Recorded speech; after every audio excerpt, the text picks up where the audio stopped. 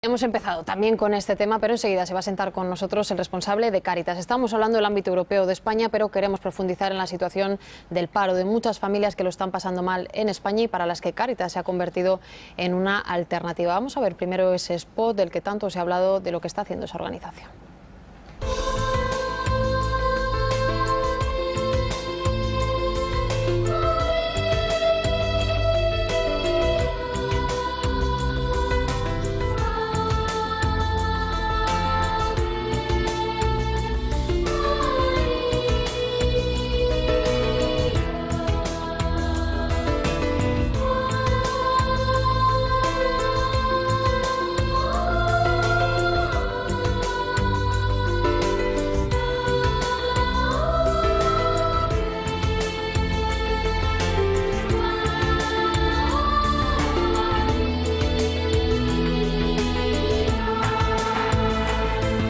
Realizado por Alejandro Toledo, que explica un poco que no está tan lejos esa realidad de la que habla Cáritas. No es la única organización, no solo vinculadas a la Iglesia, también hay otras muchas que están echando una mano en España, pero ha presentado su informe, así que le hemos pedido a Sebastián Mora que nos acompañe hoy aquí. Muy buenos días, Sebastián. Muy buenos días.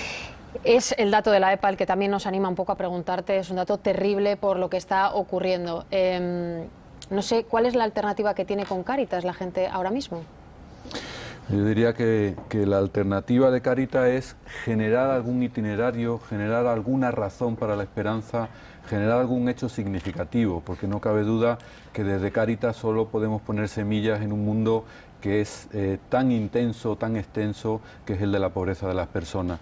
Cáritas siempre es una puerta abierta a la acogida, al acompañamiento, aunque somos conscientes que no podemos solucionar todos los problemas. Han recurrido a la organización 30.000 ciudadanos españoles en el año pasado, un año muy duro también de la crisis, más no sabemos lo que nos espera pero ya tenéis datos oficiales incluso de gente a la que le habéis podido buscar trabajo. Cuéntanos, ¿cómo es ese informe? Sí, dentro del programa de empleo, que es el informe que hemos presentado el año pasado, atendimos a 80.000 personas, de los cuales 30.000 eran autóctonos, que ha sido uno de los datos relevantes, el incremento de personas acercándose al 40% que eran autóctonos, cuando hacía 3 años el 80% eran inmigrantes. Y de esas 80.000 personas que se han acercado, hemos logrado una inserción laboral de 13.000 personas. Y creo que en un contexto tal como hoy el que estamos viviendo, el conseguir que haya 13.000 personas que tengan un empleo, que tengan una razón para seguir viviendo con una mínima dignidad, es para estar contentos, pero también estas noticias siempre son agridulces, ¿no? Porque estamos contentos con lo que hacemos, pero tristes y agobiados incluso con la situación que estamos viviendo. Estamos hablando de la protección social que tiene España respecto a otros países y en una situación tan delicada como se está viviendo en este país. Cáritas ha sido muy dura con los recortes que se están llevando a cabo en sanidad y en educación, especialmente en lo que se refiere a la sanidad. ¿Qué pensáis que puede ocurrir? ¿Cuáles pueden ser las consecuencias? Vosotros que tenéis mucho más contacto directo con esa parte, ¿no? Yo diría, así en síntesis, que hay 3 consecuencias o 3 niveles de consecuencia. Una, desde la pura ética de la hospitalidad, ¿no? Y yo creo que no podemos perderlo de vista. Las personas tienen dignidad y no precio. Y para nosotros como cristianos, especialmente las personas más débiles son las que manifiestan la especial dignidad como hijos y hijas de Dios. El segundo nivel es el nivel de incidencia en la exclusión. Está claro que un indicador claro de caída en la exclusión, el indicador de salud, y va a significar que personas con una gran exclusión ya aumenten una exclusión que va a ser mucho más severa. Y en tercer lugar, yo creo que tiene que ver con la eficacia o la eficiencia de esas medidas. Si lo que se quiere abordar es un abuso del turismo sanitario, abórdese el abuso, pero no se aborde desde un derecho sanitario que además es mínimo, con retóricas que creemos que tampoco son verdad. Los inmigrantes no utilizan más que los españoles los recursos sanitarios, lo utilizan menos la atención primaria. Los inmigrantes es una población en España joven, con lo cual, bueno, pues está menos enferma que la española, y yo creo que hay que poner el punto donde está, sabiendo que estamos en un momento delicado. Siempre hemos dicho que tenemos que hacer sacrificio, que tenemos que hacer austeridad, pero ¿desde dónde, para qué y con quién? Por razones de ética, por razones de dignidad y también económicas, pero Cáritas plantea que podemos estar cerca de que se cree un sistema alternativo también para atender a esta gente que en un momento dado pueden necesitarlo y no van a tener dónde acudir. Eso ya es inevitable. No sé muy bien cómo veis que va a evolucionar en el próximo año con esas nuevas medidas este país. Bueno, yo creo que en general, porque no es solo con la inmigración, en general nos podemos encontrar que con una erosión de los sistemas públicos de protección social se empiece a dar una red de lo que hace 20 años o 25 años llamábamos la beneficencia, ¿no? Que era una red paralela a la protección social pública. A nosotros nos parece que no es integrador, nos parece que lo más normal es que todas las personas tengan derecho a las mismas prestaciones y no una red paralela por el hecho de ser inmigrante o por el hecho de ser pobre, porque tenemos que ser muy claros, el 67% de las personas que acuden a Cáritas vienen derivadas por los servicios municipales y de esas solo el 50% son inmigrantes.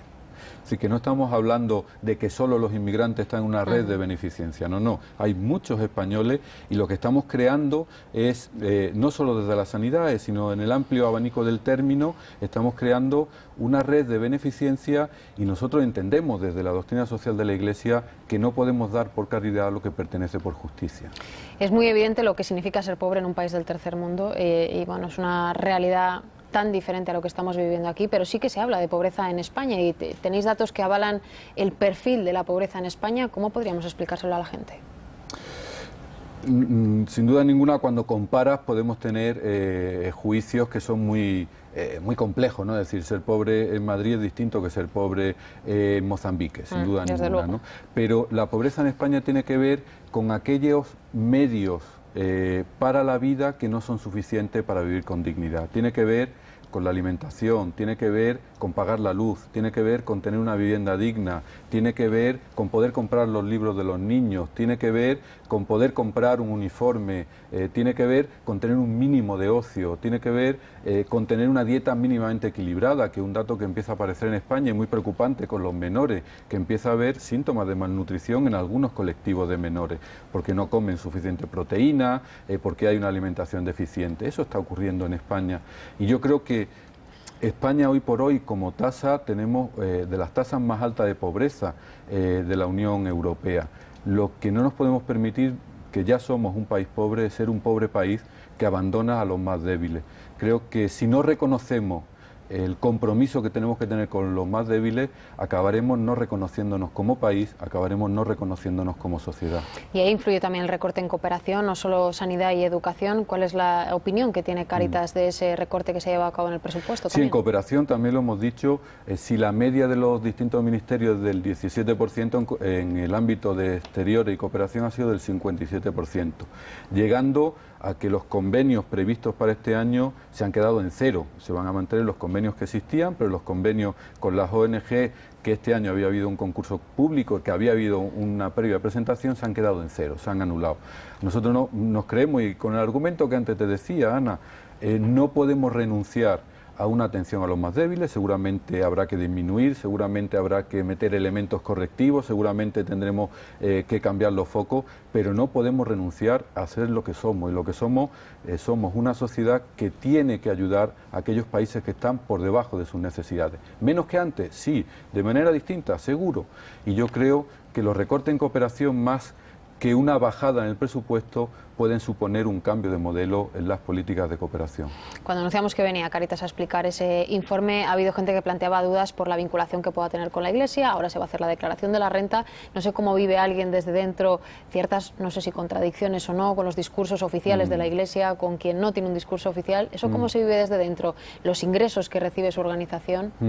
Sí, nosotros siempre lo decimos, Cáritas es la Iglesia, no somos ni siquiera una institución de la Iglesia, Cáritas somos la Iglesia en su dimensión caritativa, y como en toda institución, pues siempre nosotros decimos que la Iglesia es santa y pecadora, tiene sus contradicciones internas y tiene sus grandes bondades, y tenemos que aceptar la crítica y ver lo que hay de verdad en la crítica para mejorarlo, y bueno, pues también defendernos de críticas que a veces no son tan lógicas como nosotros podemos entender.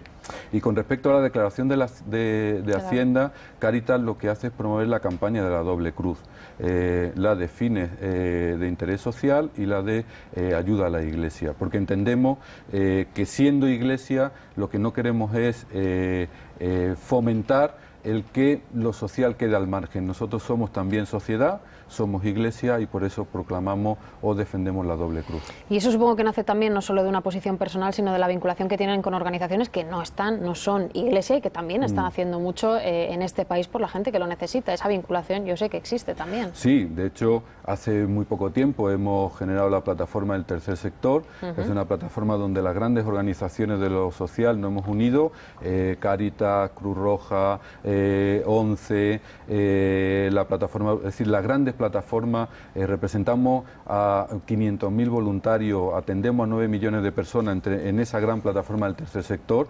Por eso que te decía, somos sociedad y no renunciamos a articular una sociedad que necesita mucho más que nunca una sociedad civil articulada, que sea apoyo y sea colchón ante la pobreza y la vulnerabilidad.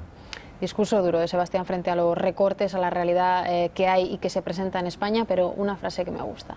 Nos pueden robar muchas cosas, pero no nos pueden robar la esperanza. En un día como hoy, con datos negativos, especialmente para muchas familias, 1.700.000 personas con los 2 miembros en paro, ¿cómo evitar que nos roben la esperanza? Luchando, uniéndonos, construyendo pequeñas semillas, construyendo pequeños fueguitos donde veamos que es posible, a pesar de los pesares, salir adelante. Y recordando una frase que a mí me gusta mucho de Max Weber, un sociólogo, que era un sociólogo muy realista, que dijo: lo que hoy es real, siempre dijo alguien que era imposible. Pues ya no hay más que añadir a eso. Le agradecemos mucho, como siempre, a Sebastián Mora. Nos busca escuchar todas las opiniones, Médicos Sin Fronteras, UNICEF, también a Cáritas, por supuesto, y agradecer el trabajo que están haciendo. Muchísimas gracias, Sebastián. A ti. Esperamos más adelante para hablar también de este informe. Invitamos a Sebastián y también a ustedes a ponerle una sonrisa a la mañana, que también hace falta. Como siempre, es viernes, la tira de Nacho.